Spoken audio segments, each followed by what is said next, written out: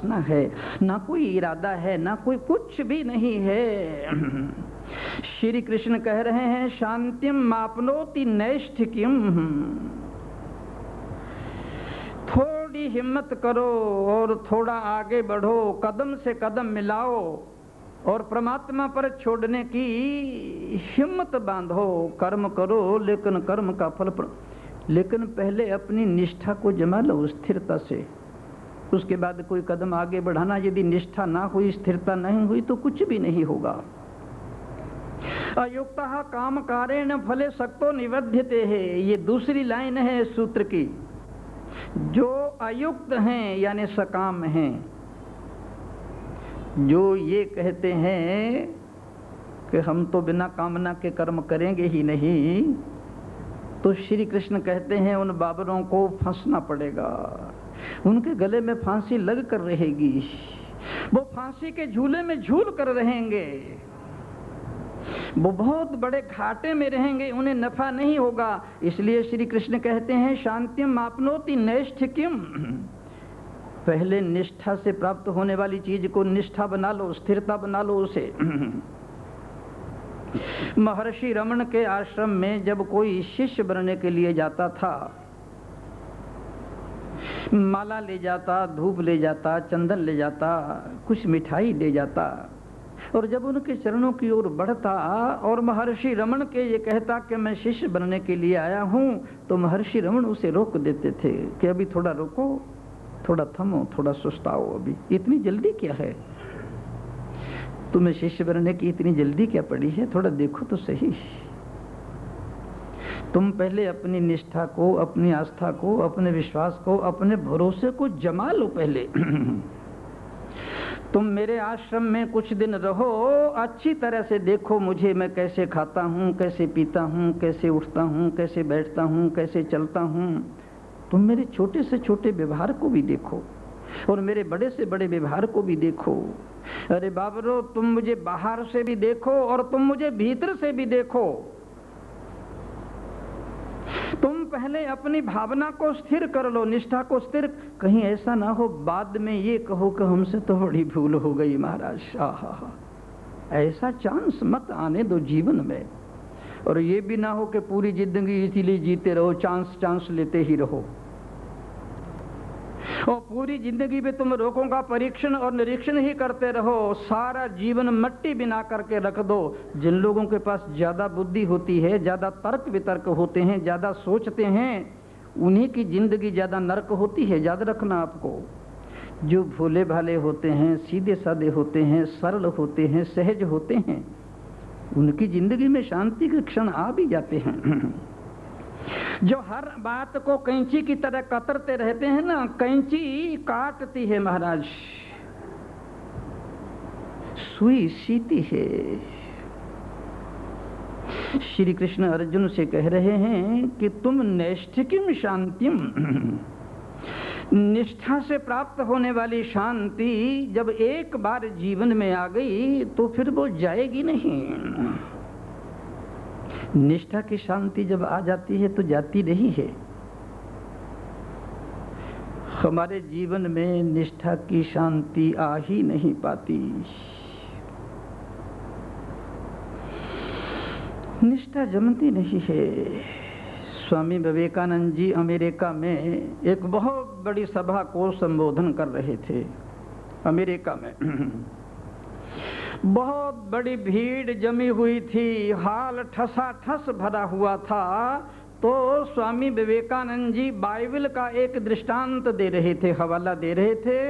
उन्होंने कहा यदि कोई आदमी श्रद्धा से भरकर, निष्ठा से भरकर, पूरे प्राणों से और पूरी आस्था से भरकर बहुत बड़े पर्वत को भी ये कह दे कि यहाँ से हट जाओ, तो वो भी हट जाता है। उसमें एक बुढ़िया बैठी थी महाराज, 60-70 वर्ष की। उसने कहा बाप रे बाप, मैं तो ये भूली ही रही। उसका छोटा सा बंगला था, उसके आगे एक छोटी सी पहाड़ी थी, वो ना हवा आने देती थी और ना रोशनी आने देती थी। उन्होंने कहा बा ऐसे ही तंग होती रही, अगर मैं ये कह देती तो जरूर पहाड़ी हट जाती। तो बुढ़िया घर में आई जंगले से उसने पहाड़ी को देखा और फिर कहने लगी पूरे प्राणों से, पूरी निष्ठा से, पूरी आस्था से कह रही हूं, पहाड़ी जल्दी से जल्दी हट जाओ। फिर उसने हटने के लिए टाइम भी दिया, क्योंकि सामान उठाने में थोड़ी देरी तो लगी ही जाती है, घर खाली करने में। घंटा 2 घंटा उसने समय भी दिया, पहाड़ी नहीं हिली। तो क्या कहती है जानते हो? कि ये तो मेरे को पहले ही पता था कि ये जाने वाली नहीं है। जब तुमको पहले ही पता था कि जाने वाली नहीं है, ये निष्ठा है। ये किसी बुढ़िया की कहानी नहीं है, किसी विवेकानंद ने कही होगी कभी। मैं आप लोगों से कह रहा हूं, हम लोग पूजा करते हैं, पाठ करते हैं, प्रार्थना में करते हैं, मंदिरों में जाते हैं, मस्जिदों में जाते हैं, चर्चों में द्वारे हैं, सिद्धि विनायक के यहाँ जाते हैं, हनुमान के यहाँ जाते हैं, और फिर आकर कहते हैं कि महाराज पता नहीं कुछ होगा या नहीं होगा। अरे भट्टी बना दिया सारा का सारा। रात दिन यही चीजें चलती हैं और यही बातें लोग मेरे पास आकर कहते हैं। ये श्रद्धा की बात नहीं है, ये निष्ठा की बात नहीं है। श्री कृष्ण अर्जुन से कह रहे हैं, युक्तः कर्म फलं त्यक्त्वा शांतिम आपनोति नैष्ठिकीम। देखो, और ये ज्यादा आत्मा की, परमात्मा की और सत्य की बातें करने वाले लोग, ये ज्यादा इधर उधर शास्त्रों का ऊहा पूह करने वाले लोग, ये अपनी श्रद्धा को नहीं जमा पाते हैं महाराज। श्रद्धा इससे जमती नहीं है। चैतन्य महाप्रभु जगन्नाथपुरी से दक्षिण की भारत की यात्रा की ओर निकले थे और पैदल चल रहे थे। चैतन्य महाप्रभु एक गांव में पहुंच गए। वहां एक सुंदर छोटा सा सरोवर था, बड़ा स्वच्छ निर्मल उसका जल था, और उस सरोवर की सीढ़ियों पर एक बूढ़ा ब्राह्मण बैठा हुआ गीता पाठ कर रहा था। ब्राह्मण का गोरा रंग था, गर्वीला गोल चेहरा था, लंबी लंबी भुजाएं थी, विशाल वक्षस्थल था, सिर के बाल बिल्कुल सफेद थे, धोती भी सफेद, कुर्ता भी सफेद, टोपी भी सफेद। सरोवर की सीढ़ियों पर बैठकर वो गीता पाठ कर रहा था और चैतन्य महाप्रभु उसके पीछे जाकर खड़े हो गए। वो पाठ भी करता जाता है और आंखों से टप टप आंसू गिरते जा रहे हैं, शरीर में रोमांच हो रहा है और कभी कभी पाठ करते उसका गला भर जाता है। चैतन्य महाप्रभु आनंद में भर गए। चैतन्य महाप्रभु के आत्मचरित्र में लिखा हुआ है उनके जीवन में कि इस तरह की पूजा और इस तरह की प्रार्थना बहुत कम लोग कर पाते हैं। पूजा और प्रार्थना का तो वही सही होती है महाराज, जब आंखों से टप टप कर आंसू गिरने लगे, जब शरीर में रोमांच होने लगे और जब बार बार हमारा गला भरने लगे, समझो परमात्मा को निमंत्रण भेज दिया है, समझो परमात्मा के पास हमारे फोन का नंबर लग गया है, समझो परमात्मा की मंदिर की सीढ़ियों पर हमने कदम रख दिए हैं। ये श्रद्धा की बात है। चैतन्य महाप्रभु उसके पीछे खड़े खड़े आंसू बहाते रहे। जब उस वृद्ध ब्राह्मण ने अपना गीता का पाठ समाप्त कर लिया तो चैतन्य महाप्रभु उसके सामने आए। जब उस बूढ़े ब्राह्मण ने अपने सामने तेजो में दिव्य मूर्ति को देखा तो सीधे साष्टांग दंडवत प्रणाम किया। चैतन्य महाप्रभु ने उसके उठाकर अपने हृदय से लगा लिया। ब्राह्मण की आंखों से भी आंसू और चैतन्य महाप्रभु की आंखों से भी आंसू, गुरु की आंखों में भी आंसू और शिष्य की आंखों में से भी आंसू, भगवान की आंखों में से आंसू और भक्त की आंखों में से आंसू। मीरा नाचे तो मोहन भी नाचे, केवल मीरा नाचे और मोहन ना नाचे कोई मजा है क्या? चैतन्य महाप्रभु ने कहा, ब्राह्मण देवता, अभी अभी तुम जो गीता पाठ कर रहे थे, मुझे ऐसा लगा कि तुम्हें संस्कृत तो आती नहीं है, क्योंकि तुम श्लोक सारे ही गलत और अशुद्ध पढ़ रहे थे। लेकिन मित्र, एक बात बताओ, गीता का ऐसा कौन सा अर्थ, कौन सा ऐसा भाव और कौन सा ऐसा टीका तुम्हें याद आ रहा था जिसके कारण तुम्हारी आंखों से आंसू झर रहे थे? शरीर में पुलकावली छा रही थी और बार बार तुम्हारा गला रुक रहा था। उस बूढ़े ब्राह्मण ने कहा, चैतन्य महाप्रभु, मैं संस्कृत जानता ही नहीं कि क्या होती है। मैं तो संस्कृत से परिचित ही नहीं हूँ। मैं तो जब गीता पढ़ता हूँ तो मेरे सामने एक सीन आ जाता है कि कुरुक्षेत्र का मैदान है और दोनों सेनाओं के बीच में अर्जुन और श्री कृष्ण का रथ खड़ा हुआ है और अर्जुन रथ में दोनों हाथ बांधे हुए बैठा है और श्री कृष्ण के एक हाथ में घोड़ों की रास है और एक हाथ उनका वरद मुद्रा में है। तो अर्जुन को उपदेश दे रहे हैं। कभी मैं अर्जुन की ओर देखता हूँ और कभी भगवान की ओर, आंखों से आंसू बहते हैं। आहा, क्या! चैतन्य महाप्रभु ने उसे फिर अपने हृदय से सटा लिया। कहा, ब्राह्मण देवता, असली गीता का पाठ तुम ही करते हो क्या? सही गीता का पाठ तूने ही जाना है और तूने ही समझा है। इसे कह रहे हैं श्री कृष्ण, शांतिम आपनोति नैष्ठिकीम। ये निष्ठा की शांति है, ये श्रद्धा की शांति है। जब भी हमारे जीवन में शांति आएगी तो निष्ठा से ही आएगी, श्रद्धा से ही आएगी, आस्था से आएगी, विश्वास से आएगी। ये जो संदेह का हमारा जीवन है, शंका का हमारा जीवन है, ये जो डगमगाने का हमारा जीवन है, ये जो धन संपत्ति बटोरने का हमारा जीवन है, ये जो जमीन जायदाद इकट्ठी करने का हमारा जीवन है, ये जो छल और कपट का जीवन है, इससे शांति नहीं आएगी। भले ही आपको बुरा लगे तो लगता रहे। श्री कृष्ण अर्जुन से कह रहे हैं, युक्तः कर्म फलम त्यक्त्वा शांतिम प्राप्नोति नैष्ठिकीम। ऐसी शांति अर्जुन जो निष्ठा से प्राप्त होती है। ये कर्म करता है आदमी और कर्मों का फल परमात्मा पर छोड़ देता है। इसका क्या अर्थ है, ठीक से समझ लेना।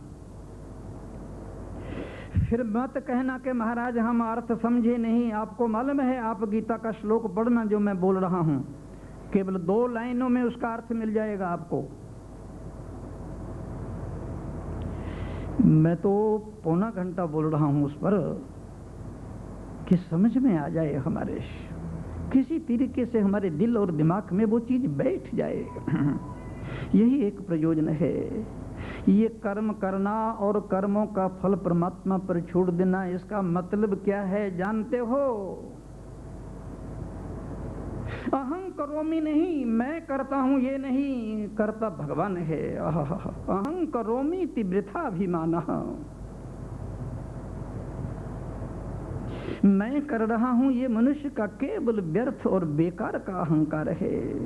अहंकार विमूढ़ात्मा करता हम मिति मन्यते है। कृष्ण कह रहे हैं कि वो विमूढ़ है, वो पागल है जो अपने आप को कहता है मैं करता हूं। अहंकार विमूढ़ात्मा करता हूं मिति मन्यते है।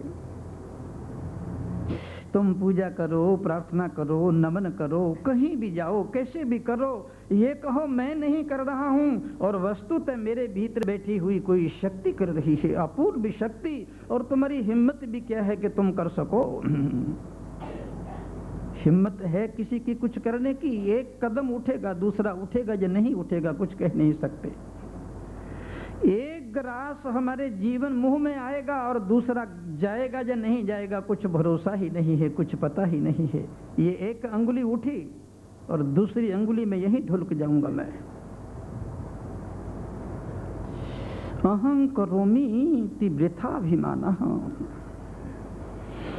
मैं कर रहा हूं ये अभिमान। निष्काम कर्म योग, कर्म करना और फल भगवान पर छोड़ देना, इसका ये अर्थ है। तो हर चीज करते समय इस बात का ध्यान रखना, इंक्वायरी रखना। देखो, जब हम भगवान पर छोड़ देते हैं, ईश्वर पर छोड़ देते हैं, प्रभु पर छोड़ देते हैं और ठीक नख से लेकर चोटी तक अपने हृदय में ये मान लेते हैं कि मैं नहीं करता, परमात्मा करता है, उस समय कर्मों का चमत्कार ही और हो जाता है महाराज। जितना फल तुम चाहते हो उससे कहीं अनंत गुना फल तुम्हारी झोली में चला आता है। तुम्हारी झोली में चले आने का मतलब ये नहीं है कि तुम्हारी तिजोरी में करोड़ों रुपए आ जाएंगे। देखना, कभी ये भूल मत कर बैठना।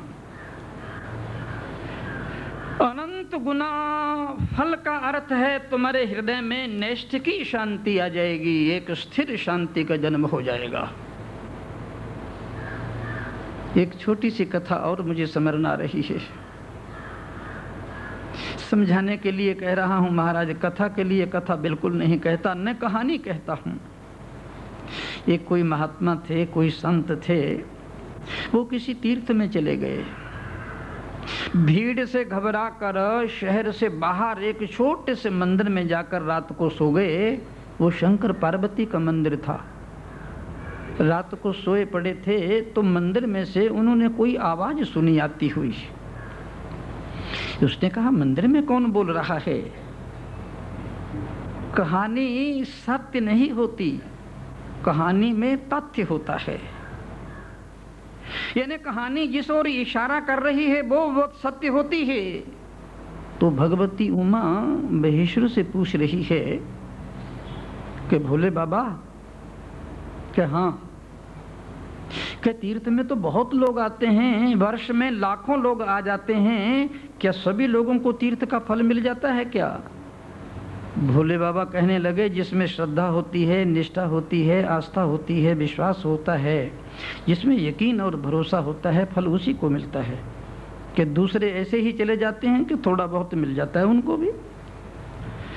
फिर भगवती उमा ने कहा कि क्या कोई ऐसा भी आदमी है संसार में जो कभी तीर्थ में ना आया हो, कभी व्रत उपवास ना किया हो और उसको सारे तीर्थों का फल मिल गया हो? शंकर ने कहा मेरे पास कोई रजिस्टर थोड़ो ही है, मैंने लिख कर रखा है ऐसे लोगों का। लेकिन एक आध आदमी का नाम बता दूं तुम्हें।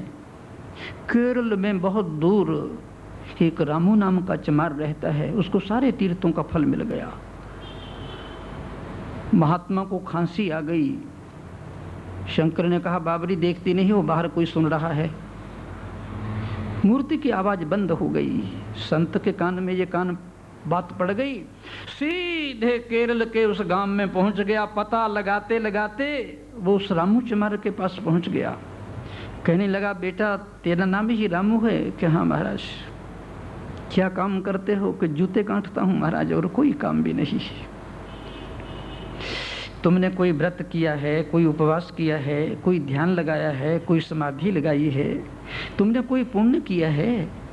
उसने कहा महाराज मैं तो चमार हूँ, जूते काटता हूँ, कहाँ समाधि लगाऊंगा, कहाँ ध्यान लगाऊंगा और कहाँ योग की साधना करूंगा महाराज। मेरे तो कुछ घर में बूढ़े माँ बाप है, पत्नी है, बेटे हैं, उनका भरण पोषण करता हूँ और परमात्मा का नाम लेता हूँ। महात्मा ने कहा भाई ये बात तो जंचती नहीं है। उसने सारी घटना सुनाई।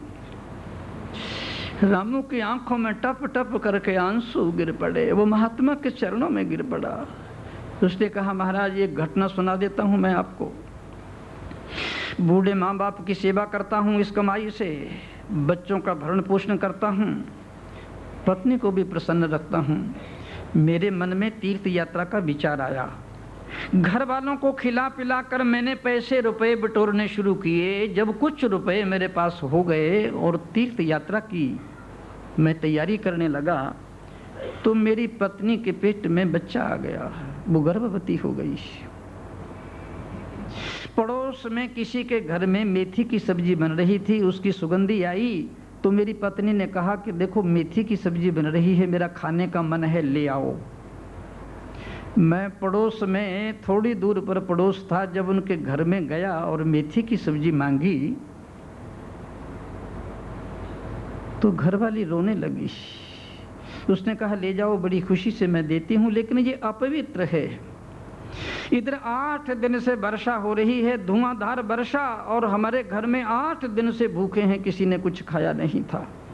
मेरा पति बाहर गया, ये मेथी की सब्जी मुर्दे पर रखी हुई थी और वहां से फेंक दिया था। हम इसे उठा लाए और धो करके इसी को बनाया है। ये अपवित्र है।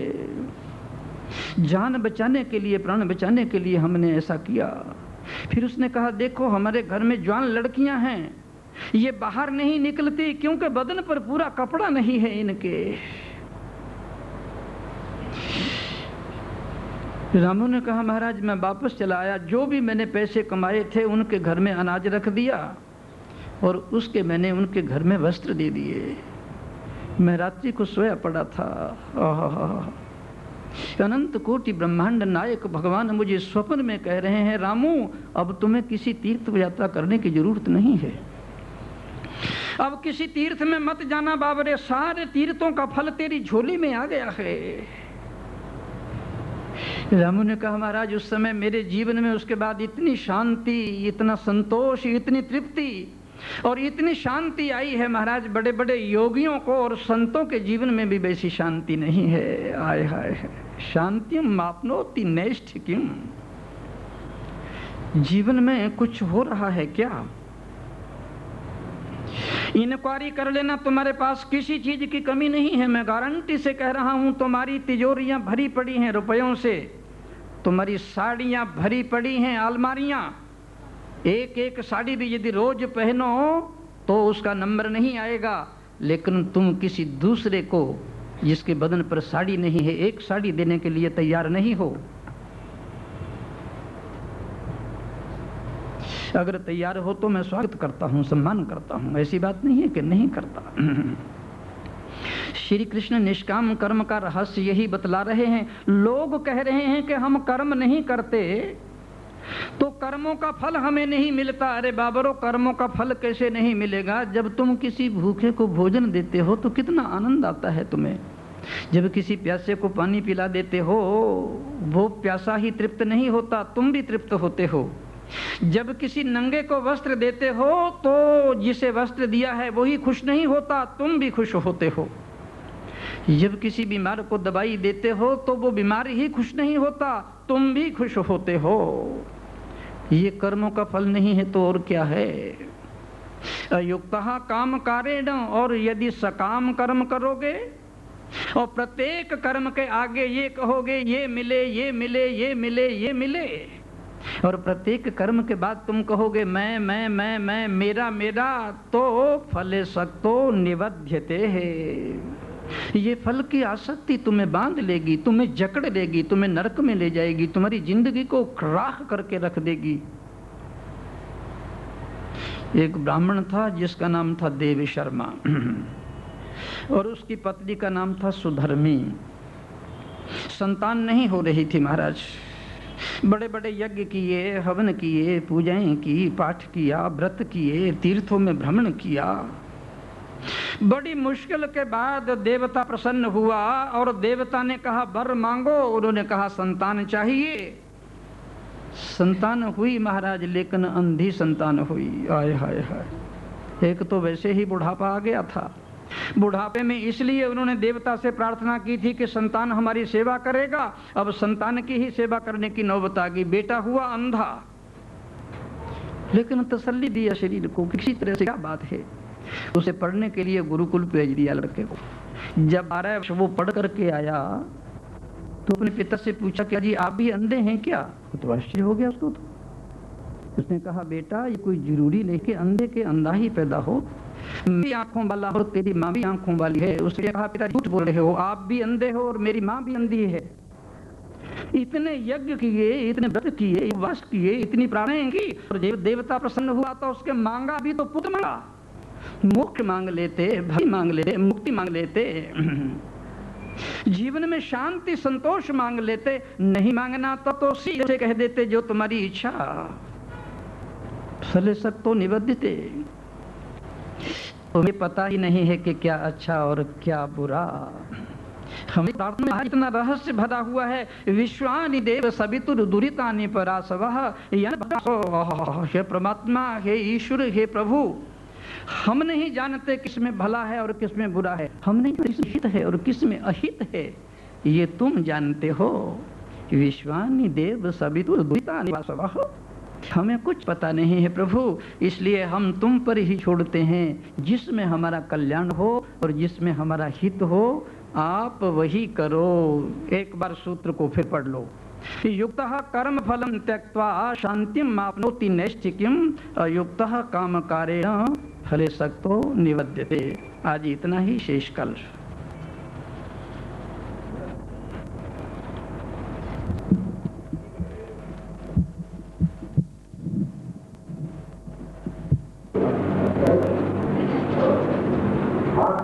Una otra opción, प्रयत्न वो सबका बाद होता है।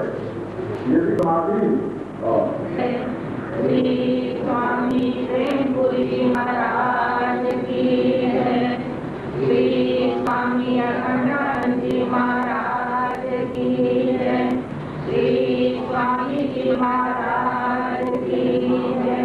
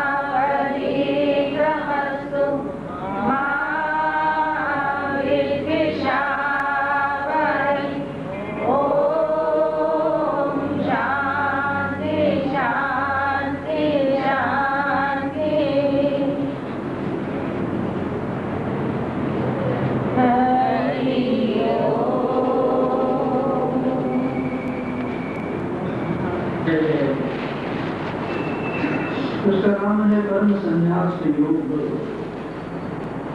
और सूत्र है 13वां, सर्व कर्माणि मनसा संन्यस्यास्ते सुखम वशी नवद्वारे पूरे देही दैव पूर्वम न कारयति।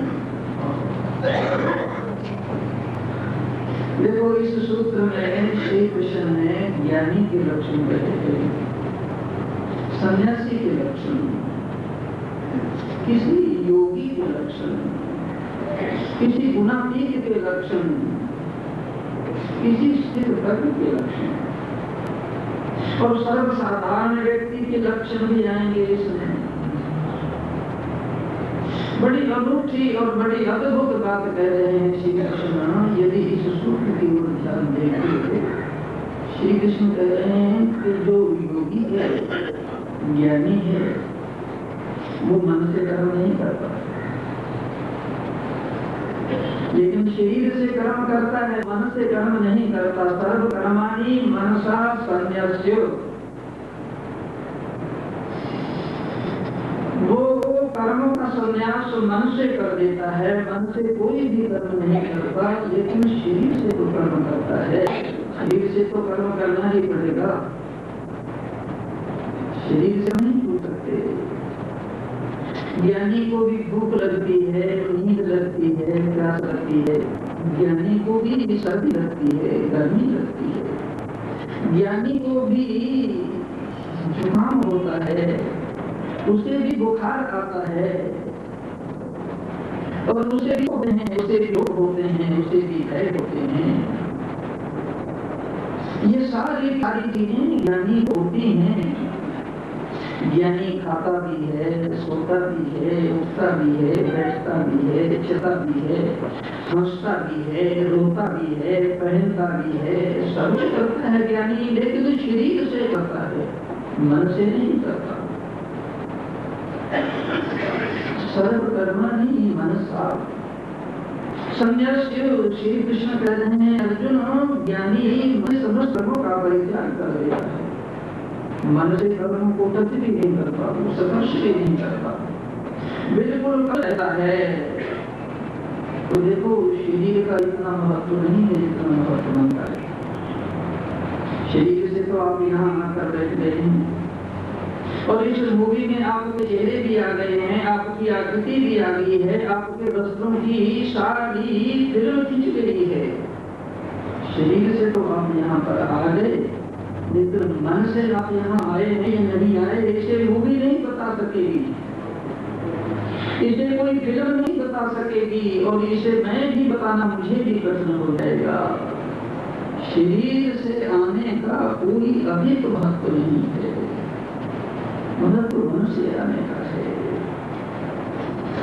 हम वहां नहीं होते जहां हमारा शरीर होता है, हम वहां होते हैं जहां हमारा मन होता है। इसे अच्छी तरह से समझ लेना। अगर आपका शरीर यहाँ है और मन कहीं दूसरी जगह है, तो आप यहाँ नहीं हैं, जहाँ आपका मन है आप वहीं पर हैं। देखो इस सूत्र में श्री कृष्ण क्या कह रहे हैं, सर्व कर्माणि मनसा संन्यस्य। सन्यासी और ज्ञानी मन से कर्म नहीं करता, लेकिन शरीर से कर्म करता है। महत्व तो मन का है, शरीर का इतना नहीं है। इसका अर्थ जानते हो क्या है? इसका अर्थ है कि ज्ञानी अपने मन में किसी को स्थान नहीं देता। ज्ञानी अपने मन में किसी को स्थान नहीं देता, ना किसी व्यक्ति को, ना किसी वस्तु को, ना किसी पदार्थ को। ज्ञानी अपने मकान में स्थान दे देगा, अपने फ्लैट में जगह दे देगा, अपनी कुटी में जगह दे देगा, अपनी झोपड़ी में जगह दे देगा, लेकिन ज्ञानी मन में जगह नहीं देगा। एक बार जब हम किसी को अपने मन में जगह दे देते हैं, फिर उसको मन से निकालना बड़ा कठिन हो जाता है।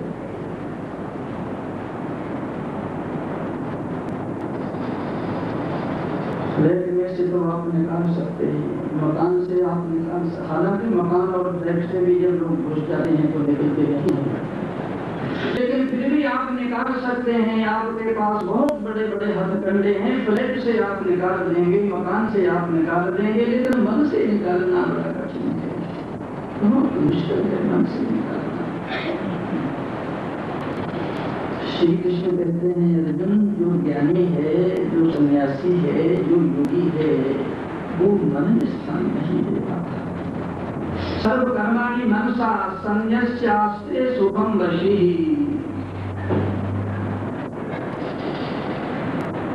मन में स्थान ना देना और जगह में स्थान का दे देना आपको मालूम होना चाहिए। मन मनुष्य का इतना सूक्ष्म यंत्र है, योगी मन को संभालता है, शरीर को इतना नहीं संभालता। अरे सारा दाल मेरा तो मन पर ही निर्भर करता है महाराज। हमारे शास्त्र कहते हैं मन एव मनुष्याणां कारणं बंध मोक्षयो हो। बंधन और मुक्ति इन दोनों का कारण ही मन है। ये जितने भी बिछड़े हो रहे हैं, प्रमंडल हो रहे हैं, उत्पाद हो रहे हैं, ये जितने भी जगतवाद मचे हुए हैं, ये सब मन के ही तो उपद्रव है। शरीर बेचारा कहाँ इतने उपद्रव कर रहा है। सर्व करना ही मन सारा। ज्ञानी सबसे पहले अपने मन को संभालता है, मन को देखता है, मन की ओर। और मन बड़ा सूक्ष्म यंत्र है महाराज, इसे याद रखना। यदि आप ये कहो कि इस मन को हम अकेले संभाल लेंगे तो ये स्वप्न छोड़ देना। ये मन अकेले से समझने वाला नहीं है, याद रखना इसे। इस मन को संभालने के लिए आपको किसी की मदद लेनी पड़ेगी, सहायता लेनी पड़ेगी। किसी संत की, किसी सज्जन की, किसी सत्पुरुष की, किसी ज्ञानी की, किसी गुणातीत की, किसी योगी की, किसी गुरु की, किसी की मदद लेनी पड़ेगी आपको। बिना मदद लिए आप मन को नहीं संभाल सकेंगे, मन को वश में नहीं कर सकेंगे। मन के लिए मदद लेनी ही लेनी है। श्री कृष्ण कह रहे हैं अर्जुन को, ज्ञानी और सन्यासी मन से कर्म नहीं करता। मन बड़ा सूक्ष्म यंत्र है महाराज। आज से 50 वर्ष पहले मैं वाराणसी में पढ़ता था। मुझे मेरे किसी एक मित्र महात्मा ने वेस्टर्न वॉच घड़ी दे दी, जेब की। और तो वेस्टर्न वॉच घड़ी कहीं दिखाई ही नहीं देती है। बहुत सुंदर और बहुत बढ़िया घड़ी थी, इतनी बड़ी। कुछ दिन तो चलती रही और फिर कुछ दिनों के बाद वो चलना बंद कर दिया उसने। मेरे एक साथी ने बताया, मैंने ऐसे ऐसे किया तो 2-4 घंटा चली, फिर बंद हो गई। और कहाँ ऐसे ऐसे करूं उसको, पैसा पास में था नहीं। मैंने कहा मैं ही क्यों ना खोल लूं इस घड़ी को, और क्यों ना घड़ी को खोल करके देख लूं। अक्षरमाला महाराज, मैंने उस घड़ी को खोल ही लिया और उसके नन्हे नन्हे छोटे छोटे पुर्जों को भी बाहर निकाल लिया। और मैं कोई घड़ी साज तो था नहीं, पुर्जों को निकाल तो लिया मैंने, और पुर्जों को उसमें फिट कैसे बिठाऊं। छोटे छोटे पुर्जे मैंने जबरदस्ती किया, किसी को कहीं वो सोचता गया उसके बीच में। कुछ पुर्जे टूट गए और कुछ टेढ़े बेढ़े हो गए। मैंने कहा बाप रे, घड़ी का सत्यानाश होता है। फिर मैंने किसी तरह से उस घड़ी को बंद किया। मैं बाजार में गया, सड़क पर नुक्कड़ पर एक बूढ़ा घड़ी छाज रहता था, उससे मेरी मुलाकात भी थी। मैंने जाकर उसके सामने घड़ी रखी। मैंने कहा ये घड़ी चलते चलते बंद हो गई। उसने घड़ी भी लिखी। मैंने कहा अभी ठीक कर दो तो ठीक है, नहीं तो फिर मेरे को बड़ी मुश्किल होती है सुबह उठने में। जैसे ही उसने घड़ी खोली और मेरी तरफ देखा कि आपने घड़ी खोली थी क्या, मैं डर गया। पूरी तो नहीं थी मैंने, ये जरा सी गिर गई थी। उसने कहा स्वामी जी झूठ बोलते हो, घड़ी साड़ी के सामने झूठ बोलते हो। घड़ी आपने खोली है, पुर्जे निकाले हैं, घड़ी साज तो आप है नहीं।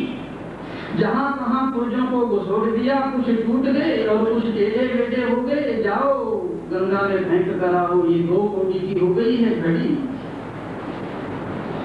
घड़ी से भी ज्यादा सूक्ष्म है हमारा मन का यंत्र। घड़ी इतनी सूक्ष्म नहीं, घड़ी के पुर्जे इतने सूक्ष्म नहीं जितना मन का यंत्र सूक्ष्म है। कहीं अकेले इसे खोलकर मत बैठ जाना। यदि अकेले मन के इस यंत्र को खोलकर बैठ गए तो जो हालत मेरी घड़ी की हुई थी वही हालत आपकी होने वाली है। सर्व कर्माणि मनसा। श्री कृष्ण अर्जुन से कह रहे हैं, अर्जुन जो सन्यासी है, ज्ञानी है, उस शरीर से कर्म करता रहेगा, लेकिन मन से कर्मों को टच भी नहीं करेगा, स्पर्श भी नहीं करेगा। नवद्वारे पुरे देहि नैव कुर्वन् न कारयन्। क्या बड़े नवद्वारे पुरे देहि, ये जो हमारा शरीर है ना, ये हमारी कोठी, ये हमारा बंगला, ये हमारा फ्लैट, इसके 9 गेट हैं महाराज, एक गेट नहीं है। बताओ कैसे रक्षा करोगे चोरों से? 9 गेट हैं, इसके एक गेट नहीं है। नवद्वारे पुरे देहि, इस बंगले में, इस फ्लैट में, इस कोठी में 9 गेट हैं, 9 द्वार हैं। उसी में रहता है हमारा आत्मा, उसी में रहता है ज्ञानी, और उसी में रहता है गुणातीत। 7 द्वार तो इसके ऊपर के हैं और 2 द्वार हैं नीचे के। 2 आंख, 2 नाक, 2 नाक का माने 2 छिद्र, 2 आंख, 2 नाक, 2 कान, 1 मुंह। 7 गेट तो ऊपर के हो गए और 2 द्वार नीचे के, मल और मूत्र के। ये 9 गेट हैं महाराज। नवद्वारे पुरे देहि, श्री कृष्ण कह रहे हैं अर्जुन, ये 9 द्वार वाले बंगले में, फ्लैट में देहि आत्मा रहता है, लेकिन किस ढंग से रहता है? नैव कुर्वन् न कारयन्। यहाँ इस ढंग से रहता है, ये इसे किराए का मकान समझ करके रहता है, अपना मकान समझ करके नहीं रहता। जब हम किराए के मकान में रहते हैं तो हमको मकान की इतनी चिंता नहीं होती। ज्ञानी इसमें रहते हैं किराए का मकान समझकर, और हम लोग रहते हैं इसे अपना मकान समझकर।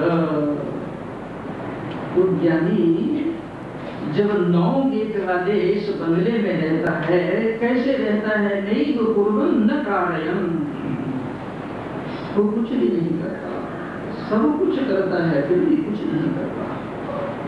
आंख से देखता है, कान से सुनता है, नाक से सूंघता है, जीभ से बोलता है और खाता है, हाथ को हिलाता है, पाँव को हिलाता है, सारी क्रियाएं करता है एकदम सारी की सारी, और फिर भी बिल्कुल नहीं करता। नैव कुर्वन् न कारयन्। देखो, यदि इस श्लोक की ओर आप ध्यान दे दोगे तो बड़ी महत्वपूर्ण चीज हमारे हाथ में है। हम नहीं चाहते कि हमारे जीवन में कोई दुख हो, कोई संताप हो, कोई पीड़ा हो, कोई क्लेश हो, कोई कष्ट हो। हम नहीं चाहते, बिल्कुल नहीं चाहते। हम नहीं चाहते कि हमारे जीवन में कोई रोग हो, कोई शोक हो, कोई भय हो, हमारे जीवन में किसी तरह की हमें कोई चिंता हो, कोई बीमारी लगे। हम नहीं चाहते हमारे तनाव पैदा हो जाए, डिप्रेशन पैदा हो जाए, चिंता पैदा हो जाए। हम नहीं चाहते कि हमें नींद ना आए और दिन में चैन ना पड़े, बिल्कुल नहीं चाहते। लेकिन आपके न चाहने पर भी तो ये सब कुछ होता है। आपके न चाहने पर भी ये सब कुछ हो रहा है। अरे बाबरो, फिर ये क्यों कह रहे हो अहं करोमि, मैं करता हूँ? फिर ये भाषा क्यों बोल रहे हो? जब आपके चाहने पर कुछ होता ही नहीं है, फिर ये रात दिन जो मैं मेरा मेरा करते फिर रहे हो, ये क्यों अहं करोमि इति वृथाभिमानः। बस गीता यही तो बात पढ़ा रही है। और हम बहुत कुछ चाहते हैं जो हमारे जीवन में हो जाए। बहुत कुछ हमारी इच्छा है, बहुत कुछ हमारी चाह है। हम चाहते हैं हमें शांति मिल जाए, हमें संतोष मिल जाए, हमें तृप्ति मिल जाए, हमें आनंद मिल जाए। हम चाहते हैं हमें धन मिल जाए, संपत्ति मिल जाए, बहुत बड़ा कोई पद मिल जाए, राष्ट्रपति का ही मिल जाए, प्रधानमंत्री का ही मिल जाए। अरे महाराष्ट्र के ही मंत्री बन जाएं, जानो और ज्यादा छोड़ दो। हम बहुत कुछ चाहते हैं, पद चाहते हैं, प्रतिष्ठा चाहते हैं, मान सम्मान चाहते हैं, इज्जत चाहते हैं। हम चाहते हैं जहाँ गली से हम निकलें लोग हमारा जुलूस निकालें, लेकिन फिर भी हम जो चाहते हैं वो नहीं हो रहा है, बिल्कुल नहीं हो रहा। लेकिन फिर भी हम बाज नहीं आते, फिर भी हम कहते हैं अहम करोगी। तुम्हारे चाहने पर ये सब चीजें नहीं हो रही, फिर भी तुम ये रखते फिर रहे हो, मैं कर रहा हूँ, मैं कर रहा हूँ, मैं कर रहा हूँ। हाय हाय, अहम करोगी वृथा भी माना। छोड़ो इस बात को, छोड़ो। गीता कह रही है जो तुम चाहते हो वो नहीं हो रहा, और जिनको तुम अपने शरीर से निकालना चाहते हो वो नहीं निकल रहे हैं, फिर क्यों आप ये कह रहे हो मैं, मेरा मेरा मेरा। सभी लोग जानते हैं कि मनुष्य खाली हाथ आता है और खाली हाथ से आता है, सब जानते हैं। कोई भी ऐसा आदमी नहीं है जो इस बात को जानता हो, लेकिन फिर भी रात दिन मैं और मेरा मेरा लगा रखी है। अर्थी उठ जाती है, राम नाम सत्य हो जाता है, लेकिन ये मैं और मेरा मेरा समाप्त नहीं होता है। सर्वकर्माणि मनसा, लेकिन ज्ञानी मैं और मेरा मेरा नहीं करता। ज्ञानी कभी भी मैं और मेरे का नाम नहीं लेता, वो कभी नहीं पूर्वम न कारयन्। ज्ञानी कहता है ना मैं कुछ करता हूँ और ना कुछ करवाता हूँ। यहाँ आकर गीता टिक गई है महाराज, ये गीता का केंद्र है। गीता को समझना चाहो तो केंद्र है गीता के, बिल्कुल केंद्र है। गीता कह रही है ज्ञानी कभी नहीं पूर्वम न कारयन्, तो कहता है ना मैं कुछ करता हूँ और ना मैं कुछ करवाता हूँ। करने कराने वाला कोई और है, मैं कौन हूँ करने कराने वाला। मैं तो इस नवद्वार के पूर्व में बिल्कुल तटस्थ रह रहा हूँ, मुझे कोई आसक्ति नहीं है। ज्ञानी की इस शरीर में, इन इंद्रियों में कोई आसक्ति नहीं होती, कोई महत्व नहीं होता, कोई लगाव नहीं होता, कोई टच नहीं होता उसका इससे। और आनंद लूटता है, आनंद से इसी फ्लैट में रहता है महाराज। किराए पर लिया हुआ मकान है, यदि टूटेगा तो जो मालिक है वो संभाले इसे। सर्वकर्माणि मनसा संन्यस्य सुखम आस्ते, सुखपूर्वक रहता है। बस यही है गीता की अंतिम सीख। यदि ये सीख हमारे मन में आ गई और हमारे मन में समझ आ गई तो फिर सारी समस्या ही हल हो जाएगी। यानी हमेशा, और हमारी भाषा है मैं और मेरे की, और यही है बंधन का कारण, और बंधन का कारण कुछ है नहीं। एक सूफी फकीर हुआ है ईसाई फकीर, देवता उस पर प्रसन्न हो गए। सुबह ही सुबह देवता पहुंच गए उसके पास। सारे देवता, इंद्र भी, वरुण भी, कुबेर भी, यम भी, और क्यों लग गया देवताओं का। उसने पूछा भाई क्यों आए हो? उसने कहा आपको वरदान देने के लिए आए हैं।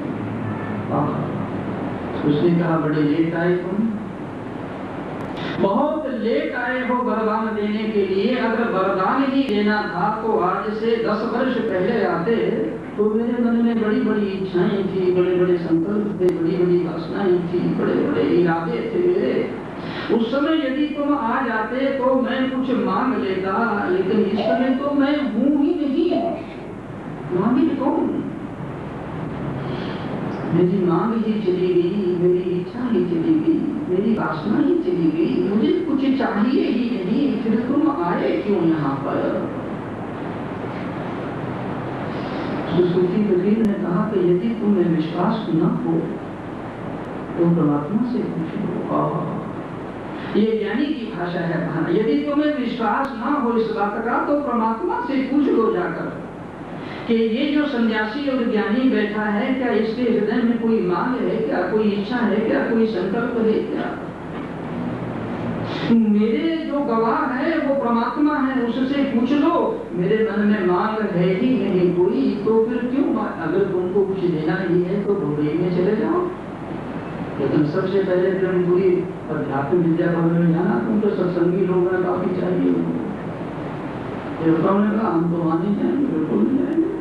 तो क्यों नहीं जाओगे? तो कपड़े फाड़ देंगे हमारे को, जितने भीतर कर देंगे, लिपट जाएंगे सार। वो जैसे भिखारी लिपटते हैं, वो कहेगा मुझे पहले, वो कहेगा मुझे पहले।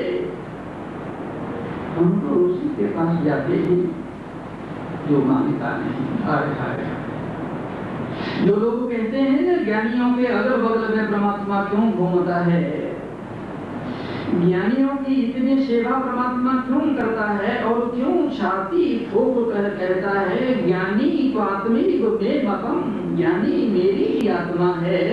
वो इसलिए कह रहा है कि ज्ञानी में कोई मांग नहीं है, कोई इच्छा नहीं है, कोई संकल्प नहीं है। नवद्वारे पूरे देही लेव कुर्बन न कार्यन, न तो मैं कुछ करता हूँ और ना मैं कुछ करवाता हूँ। और फिर उस सूफी फकीर ने देवताओं से कहा कि यदि मैं कुछ मांग लूं तुमसे, तो इसका मतलब हो गया कि परमात्मा पर मेरा विश्वास नहीं है। अगर कोई कुछ मांगता है तो निश्चित ही ईश्वर पर उसका विश्वास नहीं है, ईश्वर पर उसका यकीन नहीं है, ईश्वर पर उसका भरोसा नहीं है कि जो मेरी मांग है वो मुझे परमात्मा देगा। इतना रद्दी भिखारी, इतना रद्दी भिखमंगा अपने बर्तनों को बजाता फिर रहा है और उस अनंत कोटि ब्रह्मांड नायक भगवान को पहचानता भी नहीं है। उसने कहा नहीं बाबा, मेरे में मांग ही नहीं है। जब समुद्र से लक्ष्मी निकली ना, तो सही का मन हुआ कि ये तो हमको मिलनी चाहिए। तो लक्ष्मी को कौन नहीं चाहता? मैं नहीं चाहता हूँ महाराज। लक्ष्मी को कौन ना चाहे, और भगवान को पहले ही पता चल गया था। उन्होंने कहा भाई समुद्र मस्ते मस्ते मुझे जरा पसीना आ गया है, कलेजा धड़क रहा है, कहीं हाथ पैर ना हो जाए, मैं थोड़ा आराम करता हूँ।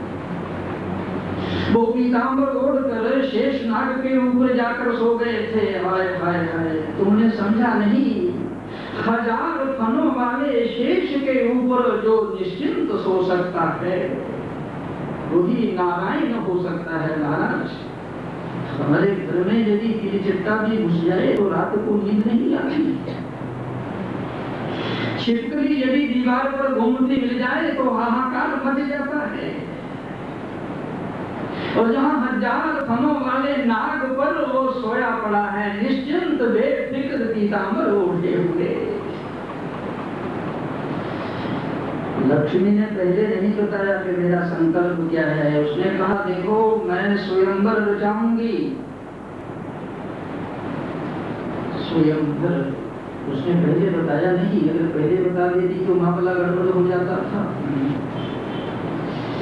लक्ष्मी ने नहीं बताया महाराज। उसने कहा मैं तो लव मैरिज करूंगी। बाप रे बाप, लव मैरिज किसे कहते हो महाराज? आपको लव मैरिज उसी का नाम होता है जो अपने पसंद का वर्णन करे। कोई माँ की बात नहीं, पिता की बात नहीं, भाई बहनों की बात नहीं, अड़ोस पड़ोस की बात नहीं, अपने मन पसंद वर्ण करना उसका नाम है लव मैरिज। तो लक्ष्मी ने कहा अपनी इच्छा से वर्ण करूंगी, सारे बैठ जाओ। यद्यपि ये कथा आप लोग सुनते ही हैं, मुझे सुनाने की आवश्यकता नहीं है, फिर भी सुन लो, थोड़ा धैर्य करके। अब उनके मन में तो मांग थी, लपक रहे थे, कोई इधर कोई इधर कोई इधर। और लक्ष्मी ने खड़े होकर कहा कि मैं जयमाला उसी के गले में पहनाऊंगी जिसके मन में मेरे लिए चाह ना हो। तो पीताम्बर उठे हुए बिल्कुल खर्राटे से सो रहा है, चिंता ही नहीं। लक्ष्मी ने कहा उसी का वर्ण करूंगी जिसके मन में इच्छा ना हो। सोए पड़े भगवान के गले में माला डाल दिया और पांव पर बैठ गई, और अभी तक पांव से लिपटी बैठी है। क्या जिसे कोई चाह नहीं होती, संसार की सारी संपत्ति उसके चरणों में आकर बैठ जाएगी।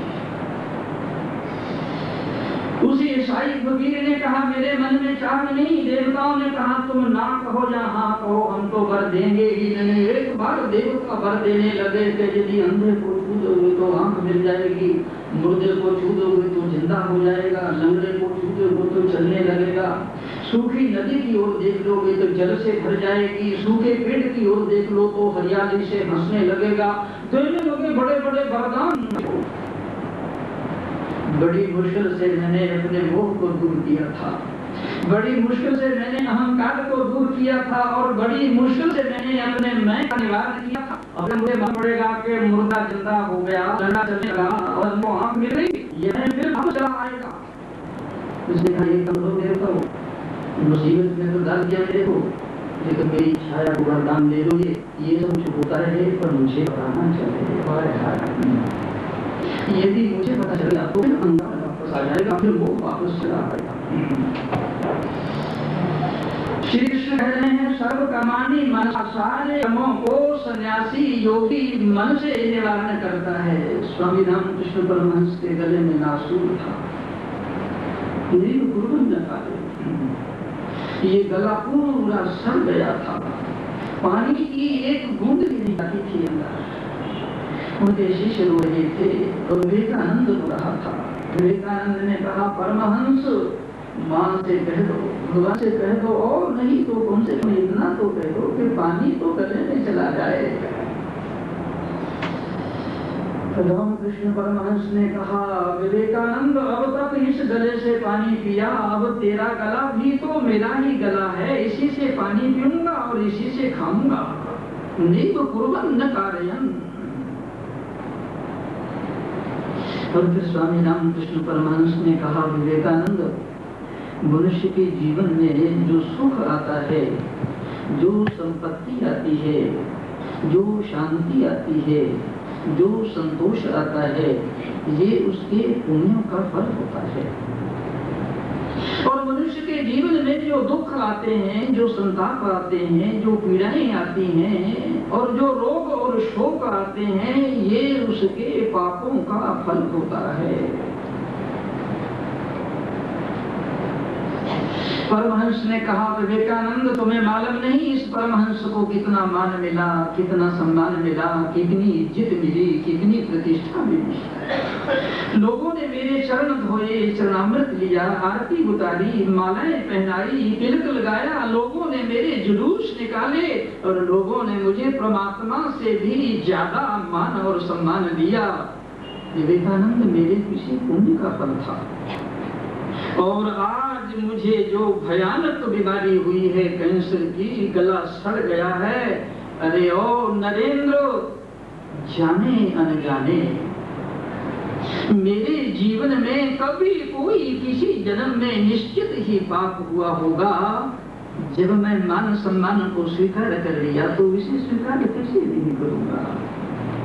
लेकिन नरेंद्र याद रखना, ये जो तू कष्ट देख रहा है, रोग देख रहा है, बीमारी देख रहा है, तकलीफ देख रहा है, ये केवल मेरे शरीर को है, मेरी आत्मा को कुछ भी नहीं है। नैव कुर्वन् न कारयन्, ना मैं कुछ करता हूँ और ना मैं कुछ करवाता हूँ। आश्चर्य की बात, महर्षि रमन को खून का कैंसर था, 2 दिन ऑपरेशन भी हो गए थे उनके। डॉक्टर आ रहे थे, जा रहे थे, बड़ी पीड़ा थी, बड़ा दर्द था, पूरे शरीर पर हाथ नहीं लगाया जाता था। डॉक्टर कहते थे कष्ट है महाराज, तकलीफ है, ये बहुत ज्यादा तकलीफ है, कम तकलीफ नहीं। लेकिन महर्षि रमन ने कहा डॉक्टरों को मेरे शरीर को तकलीफ है, मेरी आत्मा को कोई तकलीफ नहीं है। नैव कुर्वन् न कारयन्। श्री कृष्ण अर्जुन से कह रहे हैं सर्व कर्माणि मनसा संन्यस्यास्ते सुखम वशी नवद्वारे पूरे देही नैव कुर्वन् न कारयन्। ना ज्ञानी कहता है न मैं करता हूँ और न मैं कुछ करवाता हूँ। एक बौद्ध भिक्षु था, शादी में भिक्षा के लिए गया, किसी बहुत बड़े परिवार, बहुत बड़े घर में जाकर उसने आवाज लगाई, जो किसी करोड़पति और अरबपति का घर था। उसने द्वार खटखटाया और द्वार खोला। अति सुंदरी एक महिला ने पर्दा हटाया, जो हीरे जवाहरातों से लदी हुई थी और स्वर्ण आभूषणों से बिल्कुल मंडित थी। जैसे ही उसने भिक्षु को देखा, गुस्से में आ गई, क्रोध में आ गई, उत्तेजना में आ गई। वो बुद्ध का विरोधी घर था, बुद्ध को मारने वालों का घर नहीं था वो। एकदम जैसे ही भिक्षु को मैं देखा, गुस्से में आ गई, क्रोध में आ गई, उत्तेजना में आ गई, आग बबूला हो गई, पूरा चेहरा तमतमाने लगा गुस्से में। उसने गालियां दी, अपमान किया, तिरस्कार किया, फटकारा, दुत्कारा, कुत्ते की तरह कहा, शक्ल लेकर आए, तुम यहाँ आए ही कैसे, क्यों आए यहाँ? भिक्षु शांति से सुनता रहा, आए हाय समाहित, जैसे कोई प्रेमपुरी में आप कथा सुन रहे हैं, ऐसे शांति से। फिर कहा, और मुंडे श्रवण भागता नहीं है, खड़ा खड़ा मुस्कुरा रहा है और हंस रहा है। जाओ फिर कभी भी इस द्वार पर मत आना, कभी अपना मुंह मत दिखाना।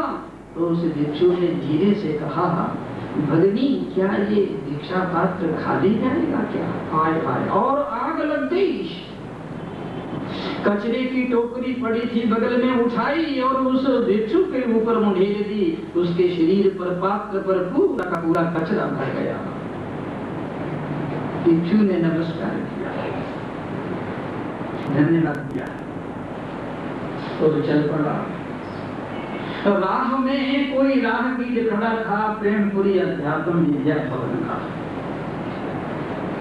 उसने उस फकीर को, उस भिक्षु को पकड़ा कि कैसे आदमी हो तुम, कैसे आदमी हो? उसने क्रोध किया, गालियां दी, फटकारा, धुतकारा, तुम्हारा तिरस्कार किया और कचरे की टोकरी उठाकर तुम पर मुझेल दिया, सारी की सारी, और फिर तुमने उसको प्रणाम किया और फिर तुमने उसको धन्यवाद दिया। उस भिक्षु ने कहा कि जिस दिन मैंने दीक्षा ली थी अपने गुरु से, उस दिन मेरे गुरु ने ये कहा था, जो तुम्हें दे उसे भी धन्यवाद देना और जो ना दे उसे भी धन्यवाद देना। गुरु ने कहा, और फिर उस भिक्षु ने कहा, अरे भैया तुम ये तो सोचो, उसने मुझे कुछ दिया ही है, मुझसे दिया तो नहीं है। कचरे की टोकरी उठाई, मुझ पर मुझेला, कुछ तो उसने किया। बात यहीं तक समाप्त नहीं हुई। दूसरे दिन भी वो भिक्षु उसी द्वार के सामने जाकर खड़ा, उसने पर्दा उठाया, उसने कहा, आज फिर आ गया मुंडे श्रवण, लज्जा नहीं तुझे, शर्म नहीं? ज्ञानी को कैसी लज्जा, कैसा शर्म? ना उसे मान चाहिए, ना उसे सम्मान चाहिए, उसे निंदा और स्तुति से कोई तुल्य निंदा स्तुति मौनी संतुष्टो ये न चित।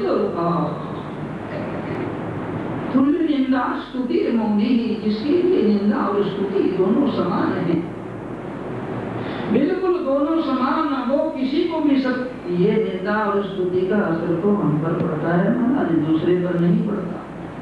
जब कोई हमारी स्तुति करता है तो फूल खिल जाते हैं, सुगंधी निकल जाती है, हृदय में दीप निकल जाते हैं, बसंत उतर आता है हम पर, कोयल कूकने लगती है। आय हाय हाय, स्तुति का, स्तुति चाहे कितनी ही झूठी क्यों ना हो फिर भी मीठी लगती है, और निंदा चाहे कितनी ही सच्ची क्यों ना हो बड़ी कड़वी लगती है, जहरीली लगती है, जीभ पर रखने का मन नहीं होता। ये असर ज्ञानी पर नहीं होता, ये तो सर्व सामान्य मनुष्यों पर होता है। चर्चिल कितने बड़े बुद्धिमान थे, कितने बड़े विद्वान थे, कितने बड़े समझदार थे, कितने बड़े राजनीतिक नेता थे। पूरे विश्व को चर्चिल ने एक बार अपनी अंगुली पर घुमाया। पार्लियामेंट में उनकी स्पीच थी और वो पार्लियामेंट जा रहे थे, रास्ते में गाड़ी खराब हो गई तो पान की एक दुकान पर टैक्सी वाला खड़ा था, बगल में टैक्सी थी। वो पहचानता नहीं था चर्चिल को। चर्चिल ने उससे कहा, भाई टैक्सी लेकर चलो, मुझे जाना है। टैक्सी वाले ने कहा, नहीं जाऊंगा नहीं। कहे क्यों? कहे अभी अभी पार्लियामेंट से चर्चिल की स्पीच होने वाली है, मैं उसे सुनना है। चर्चिल ने अपनी आत्मकथा में लिखा है कि इतनी खुशी हुई, इतनी प्रसन्नता हुई मुझे, एक टैक्सी ड्राइवर मेरी स्पीच सुनने के लिए, जाने के लिए तैयार नहीं। कि फिर मैंने सोने का सिक्का निकाला, उसके हाथ में दिया। टैक्सी वाला चला तो मैंने पूछा, अब चर्चिल की स्पीच का क्या होगा? उसने कहा, जहन्नम में जाए चर्चिल।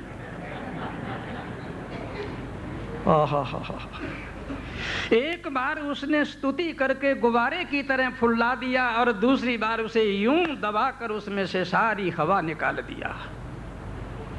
इतना बड़ा बुद्धिमान, इतना बड़ा विद्वान, इतना बड़ा राजनैतिक नेता, दुनिया को अंगुलियों पर नचाने वाला एक मामूली टैक्सी ड्राइवर ने उसको अंगुली पर नचा दिया।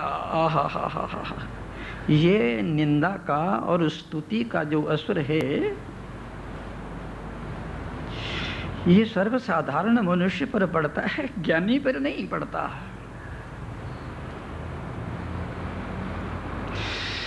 श्री कृष्ण अर्जुन से कह रहे हैं, सर्व कर्माणि मनसा। जब दूसरी बार वो भिक्षु फिर आया, फिर वो महिला क्रोध में आ गई, वो मुस्कुराता रहा, हंसता रहा। फिर वो लाठी उठाकर ले आई भीतर से और 2-3 लाठियां उसकी कमर पर चबा दिया। फिर उसने झुककर नमस्कार किया, लेकिन तीसरे दिन फिर आकर खड़ा हो गया। बड़ा ढीठ था महाराज, मैं होता तो कभी ना जाता, मैं तो प्रेमपुरी में नहीं आता। ये जरा सा अपमान कर दे, मैं कभी भी प्रवचन करने नहीं आऊंगा। लेकिन मैं ज्ञानी नहीं हूं महाराज, वो ज्ञानी था, मैं नहीं हूं ज्ञानी। तीसरे दिन फिर खड़ा हो गया।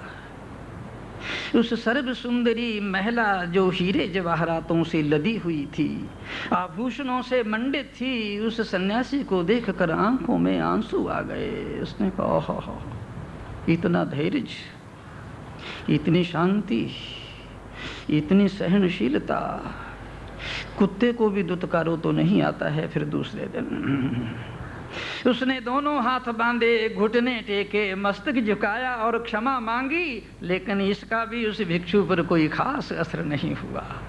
उसने कहा, ठीक है,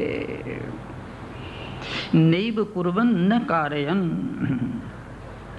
श्री कृष्ण अर्जुन से कह रहे हैं, अर्जुन ज्ञानी ये कहता है, ना मैं कुछ करता हूँ और ना मैं कुछ करवाता हूँ।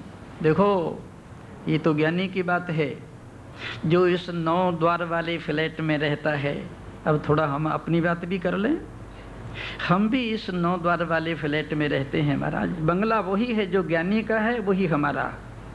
बंगला कोई युदा नहीं है, हमारे बंगले में भी वो 9 गेट हैं। हमारा बंगला भी ऐसे है। ज्ञानी को बंगले की कोई परवाह नहीं, लेकिन हम तो अपने शरीर को ही सब कुछ समझते हैं। हम तो अपने शरीर को ही आत्मा मानते हैं। शरीर के अतिरिक्त कोई आत्मा है, कोई परमात्मा है, हमको पता ही नहीं है। चाहे लाख सत्संग सुन लो आकर यहाँ पर, हमारा पूरा ध्यान शरीर पर है।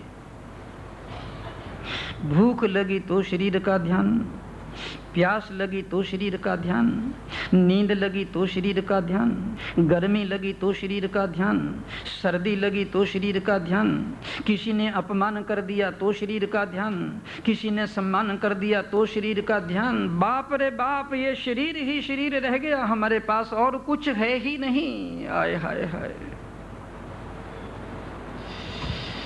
हम तो जब निंदा करते हैं तो भी शरीर को लेकर, और जब स्तुति करते हैं तो भी शरीर को लेकर। बड़ी पुरानी कहानी है, कई बार सुनी होगी। सम्राट घोड़े की पीठ पर बैठकर किसी गांव की ओर जा रहा था। लोग लगे सलाम करने। थोड़ी दूर जाकर घोड़ा रुक गया, आगे बढ़ने से इनकार कर दिया। सम्राट ने कहा, आगे क्यों नहीं बढ़ते? उसने कहा, जल्दी से पीठ से उतर। क्यों? कि मुझे तो मालूम ही नहीं था, इतने लोग मुझे प्रणाम कर रहे हैं और नमस्कार कर रहे हैं, तू मेरी पीठ पर बैठा है। अब प्रणाम तो हो रहा है राजा को और घोड़ा समझ रहा है मुझे प्रणाम हो रहा है। देखो महाराज, घोड़ा तो समझाने से समझ जाएगा, 1 बार 2 बार 3 पर, लेकिन हम समझाने से कभी समझने वाले नहीं हैं। नाराज होना हो तो 1,00,000 बार हो जाओ, मेरे को क्या लेना देना है तुम्हारे से, 3-4 दिन और हूँ, और अगले साल मेरा आने की इच्छा ही नहीं है, मैं पहले से ही कह देता हूँ। अरे 76 साल की मेरी आयु हो गई और बोलते बोलते थक गया, ये तुम्हारे से बटोर बटोर कर रुपए बैंक में जमा करूंगा तो कोई दूसरा ही खाएगा ना। ये अगर बैठा हो यहाँ कोई हरि भाई ड्रेस वाला तो नाम काट दे मेरा, मैं अगले लाने वाला नहीं हूं, हो जाओ नाराज। ये मनुष्य इस शरीर को ही अपना आत्मा मानता है, इस घर को ही उसने सब कुछ समझ रखा है। इसे याद रखना, आपको मालूम नहीं, जब हम स्तुति करते हैं तो भी शरीर को लेकर करते हैं।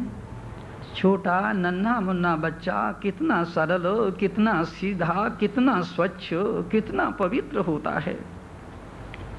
घुटनों के बल चलता है, धूल लग जाती है, गर्दा लग जाता है, मलमूत्र कर देता है, उसी में लिपट पिपट जाता है, तो कोई आता है वो अपनी नन्ही नन्ही भुजाएं उठाकर गोद में आने का मन करता है, और हम छी गंदा, वो बड़े आश्चर्य से हमको देखता है कि मुझे क्यों छी क्यों कर रही है ये।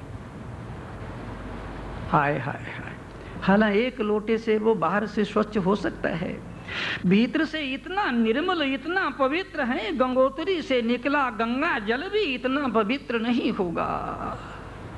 हमने उस बच्चे की जो निंदा की है, जो निंदा की है, ये शरीर को लेकर की है ना, और फिर उसी को नहला दो, धुला दो, गुड़िया की तरह सजा दो, उसके काजल पहना दो, पाउडर लगा दो, फिर कहेंगे आहा हा हा कितना प्यारा है मुन्ना। तुम स्तुति भी शरीर को लेकर करते हो और निंदा भी शरीर को लेकर करते हो, इतने बावरे हो गए हो। तुम्हें इस शरीर में रहने वाले आत्मा का कोई ध्यान ही नहीं है और कोई ज्ञान ही नहीं है। हम इस फ्लैट में रहते हैं, इस शरीर में रहते हैं, इस शरीर को ही आत्मा मान लिया है हमने। इसका प्रमाण जानते हो क्या है? कितना ही मनुष्य का शरीर गल जाए, कितना ही सड़ जाए और कितना ही बेकार हो जाए, कोई भी इंद्रिय काम की न रहे, लेकिन फिर भी महाराज इस शरीर को छोड़ने का मन नहीं होता। इसका कारण क्या है? इसका कारण क्या है? इस शरीर को, इस फ्लैट को ही हमने सब कुछ मान लिया है। हमें ज्ञान ही नहीं है कि आत्मा और परमात्मा क्या है, बिल्कुल छोड़ना नहीं चाहता। आखिरी घड़ी में लोग जो कथा वगैरह सुनते हैं, उनके मन में आता है जब वरवश हो जाते हैं, घर रहने योग्य नहीं रहता, फ्लैट रहने योग्य नहीं होता, म्युनिसिपैलिटी कहती है निकल जाओ नहीं तो ये घर गिर जाएगा। जब वो घर से बाहर जबरदस्ती हो जाता है, आखिरी घड़ी में लोग कहते हैं राम का नाम तो ले ले, जीवन भर जिसको संभाला है उसी का ध्यान होगा ना। जीवन भर किसे संभाला है? शरीर को ही तो जीवन भर संभाला है हमने। भूख देखी, नींद देखी, प्यास देखा, सौंदर्य देखा, संगीत देखा, 24 घंटे शरीर को ही तो सबसे ज्यादा मनुष्य की आसक्ति, ममत्व, मोह शरीर से है, सबसे ज्यादा। अब आखिरी घड़ी में तुम कहते हो भैया राम का नाम ले ले, अरे वो शरीर की ओर ध्यान है उसका। सही बात है महाराज। बूढ़े बूढ़े आते हैं, वो कहते हैं महाराज कभी टांग दर्द करती है, कभी कमर दर्द करती है, कभी सिर दर्द करता है, कभी दांत निकालते हैं, सारा ध्यान तो शरीर पर ही रहता है। माला फेरे कौन? बात बिल्कुल ठीक है, सत्य है। और फिर आखिरी घड़ियों में परमात्मा का नाम ले लोगे क्या? उस समय तो 4 कष्ट होते हैं महाराज शरीर को। ये तो सबसे बड़ा ऑपरेशन है। मृत्यु तो आत्मा को शरीर से खींच कर निकाला जाता है। इस घर से कोई निकलना चाहता नहीं है। इस घर को ही आत्मा समझ लिया है, मृत्यु खींच कर निकालती है इसे, इसलिए पूरा रोम रोम कांप जाता है। एक तो शरीर का कष्ट और दूसरे बंधु बांधव मित्र दोस्त बेटे बेटी तिजोरियां बैंक बैलेंस उनको छोड़ने का कष्ट कि जीवन भर इसी के लिए मर रहे थे, यही छूट रहा है। और तीसरे जाने अनजाने हमने अपने जीवन जो पाप किए हैं उनका कष्ट। और चौथे जहां आप जा रहे हैं वहां का कुछ कोई नक्शा नहीं हमारे पास, कहां जा रहे हैं उसका कष्ट। उस समय राम का नाम ले लोगे। नवद्वारे पूरे ये 9 बजे में जो आत्मा रहता है, ज्ञानी रहता है, जीवन भर चाहे कितना ही छिपाओ, चाहे कोई साधु हो, सन्यासी हो, योगी हो, ऋषि हो, मुनि हो, गृहस्थ हो, वो जीवन भर अपने को कितना ही छिपाए, लेकिन मृत्यु की आखिरी घड़ियों में जब उसकी अर्थी पड़ी होगी, लाश पड़ी होगी, तो आसानी से जान सकोगे ये जीवन भर में आदमी क्या था। आसानी से पता चल जाएगा आपको।